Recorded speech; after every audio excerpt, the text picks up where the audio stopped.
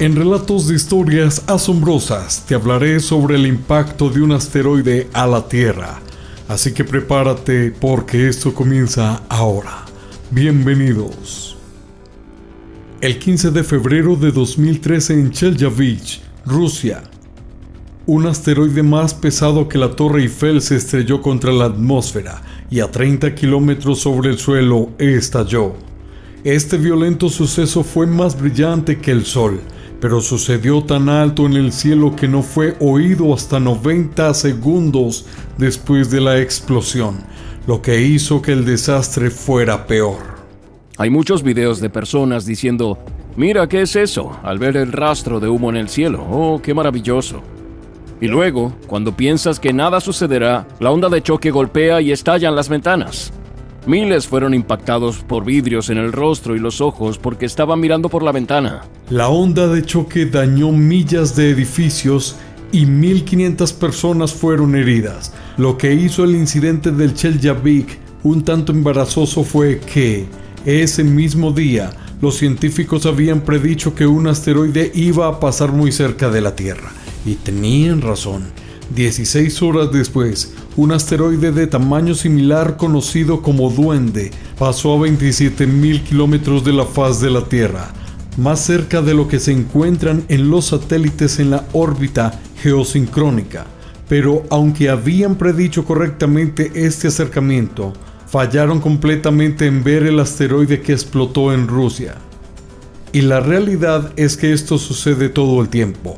No somos tan buenos en detectar asteroides antes de que nos impacten.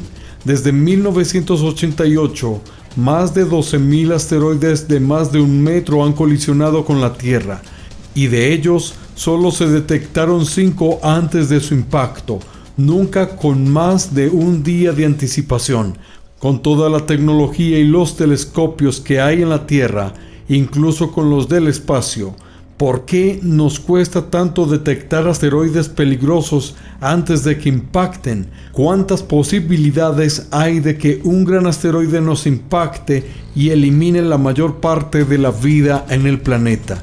Y si detectáramos a uno cerca, ¿qué podríamos hacer?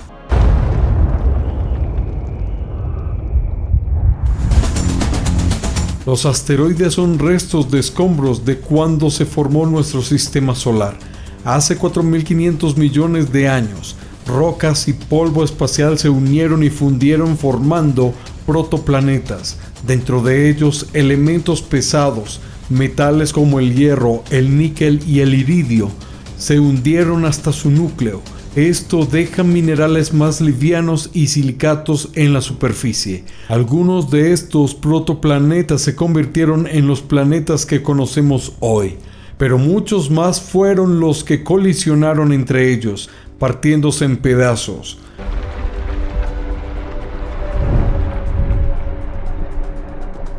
Estos pedazos siguieron orbitando alrededor del Sol, impactando entre ellos y partiéndose en fragmentos aún más pequeños. Estos se convirtieron en asteroides.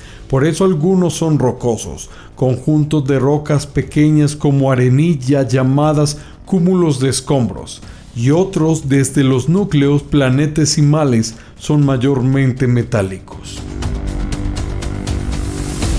Este es un meteorito de hierro.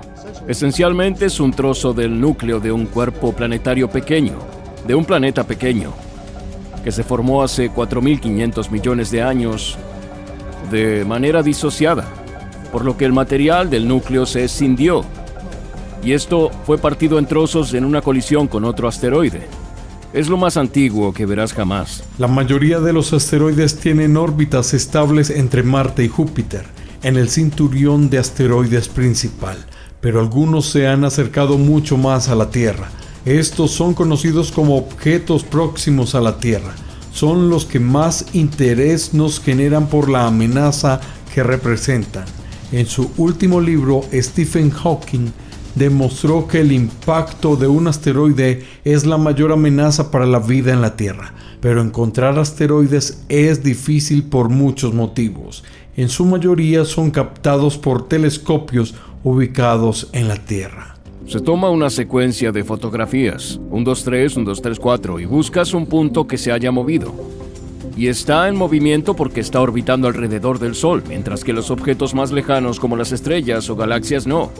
Pero tienes que observar con atención. Los asteroides no son tan grandes. Su tamaño varía de unos metros por kilómetros.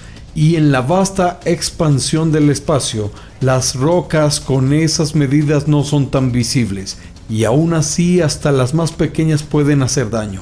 El meteorito de Chelyabinsk tenía solo 20 metros de diámetro, casi el largo de 2 autobuses escolares. Además, los asteroides son rugosos y oscuros.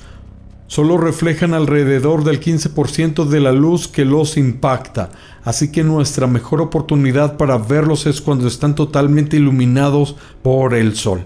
Por eso, más del 85% de los asteroides cercanos que hemos detectado fueron encontrados en los 45 grados del cielo directamente opuestos al Sol. Esto se llama el efecto de oposición y significa que tal vez existen más objetos cercanos a la Tierra potencialmente dañinos que aún no han sido detectados. Cualquier asteroide acercándose desde la dirección del Sol será indetectable. Esto es exactamente lo que sucedió en Chelyabinsk. Hasta el momento hemos detectado y catalogado 1 millón de asteroides, de los cuales la gran mayoría están en el cinturón de asteroides principal, pero 24,000 de ellos son objetos próximos a la Tierra, y en ellos debemos mantener una atención especial, ya que incluso una vez que ha detectado un asteroide, es difícil predecir si va a impactar a la Tierra. Si descubres un objeto y solo tienes información de unos días, no puedes predecir su dirección, ya que tomas un pequeño arco de movimiento para predecir cómo continuará en el futuro. Necesitas observaciones a través de años y años. Pero aún con las observaciones perfectas, existen límites fundamentales acerca de cuánto puedes predecir de su futuro.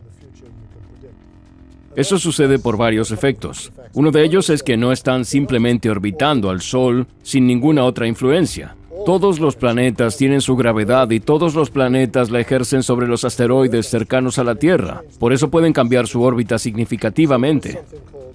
Es algo que se llama caos dinámico, que significa que luego de determinada cantidad de tiempo no sabes dónde estará el asteroide. En la práctica quiere decir que no podemos ver qué pasará de aquí a más de 100 años. La máxima anticipación con la que puedes predecir con algo de precisión dónde se encontrará un cuerpo es de unos 100 años. Y eso es muy importante, porque sabemos con seguridad que, si alguno nos impactase, los resultados serían dramáticos. Este es el cráter de Barringer en Arizona. Debe su nombre al ingeniero de minería Daniel Barringer, quien fue el primero en indicar que había sido formado por un impacto de un meteorito. La versión que predominaba hasta la década del 50 era que había sido creado por actividad volcánica, pero Barringer estaba convencido de que se debía al impacto de un meteorito de hierro.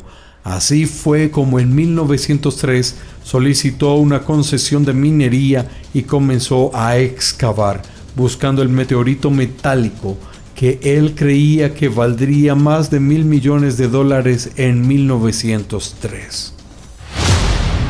Relatos de historias asombrosas.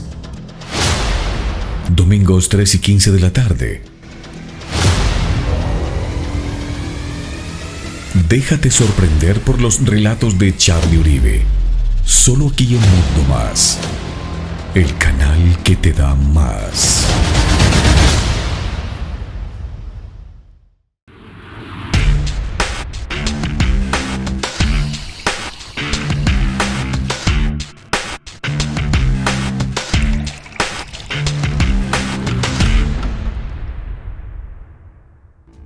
La gente se motiva por el dinero, ¿verdad? Así que pensaron, ¡hey! Podemos obtener hierro gratis. Y comenzaron a excavar en la base del cráter, pero no encontraron nada.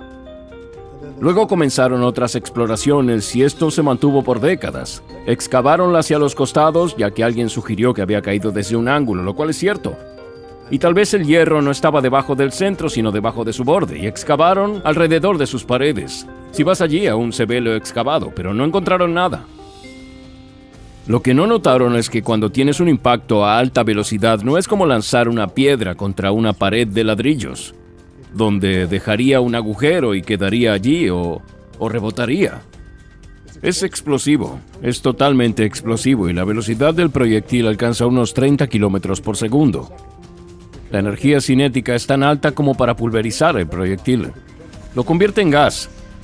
Y ese gas está súper caliente, y su presión es altísima, por lo que explota y genera un gran cráter. Por eso el proyectil deja de existir luego del impacto.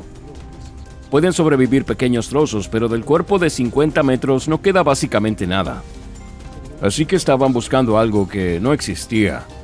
Estuvo 27 años minando el cráter, excavando hasta una profundidad de más de 400 metros, pero lo que quería encontrar se había vaporizado con el impacto 50.000 años antes. El asteroide de 50 metros, no mucho más grande que el de Chelyabinsk, emitió una energía equivalente a 10 megatones de TNT. Eso es más de 600 veces la energía de la bomba de Hiroshima.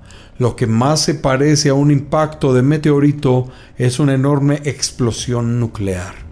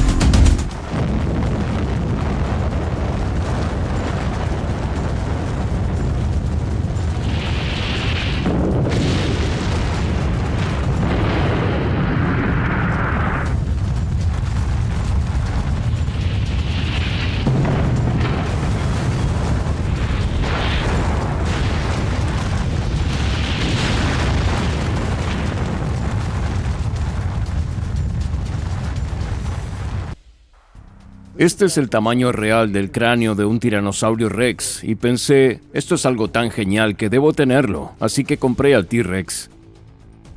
Los dinosaurios fueron exterminados por un asteroide de 10 kilómetros que impactó hace unos 65 millones de años. Así que por encima de un tamaño crítico que tal vez sea de algunos kilómetros, lo que impacte libera tanta energía que tiene un efecto global.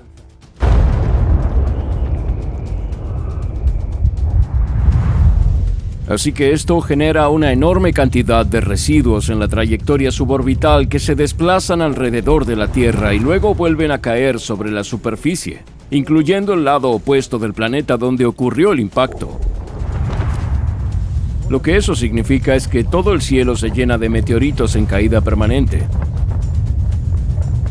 Así que imagina el cielo transformándose de un día despejado y tranquilo como hoy a uno rojo, caliente y brillante, como dentro de un horno eléctrico. Entonces el primer efecto de este impacto, además de la explosión inicial alrededor del lugar de la colisión, es el cielo convirtiéndose en una enorme fuente de calor, cocinando todo lo que se halle sobre el suelo. Así que básicamente fueron cocinados mientras caminaban por ahí. Los únicos animales que tenían chances eran los que vivían en túneles debajo de la tierra o quizás en el agua, que podrían volver y resurgir sin tener que lidiar con los dinosaurios como mayor obstáculo.